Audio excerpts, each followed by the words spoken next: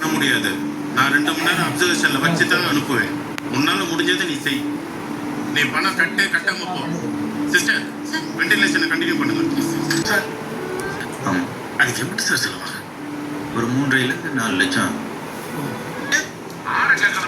அவங்களே பாவம் கடனை உடனே வாங்கி என்ன காசு செலவுட்டாங்க. என்ன பண்ணுவாங்க? பச்சத்தாய் அவங்கள பார்த்து சொல்றேன். வெண்டையில விட்ட காசு இது. இதுல 4 லட்சம் ரூபா இருக்கு. கேரு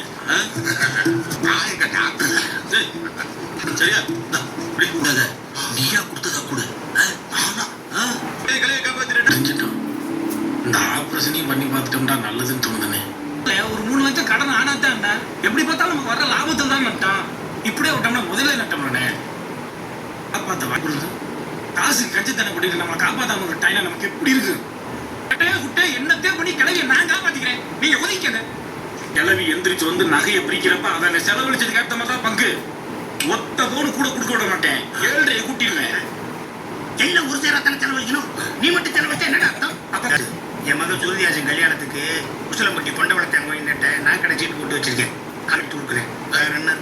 நீனப்பா என்ன ஒன்னாப்பா இருக்கிறது ஒத்த ஆட்டம். அதை விட்டு நடத்துதான் நினைக்கிறோம்.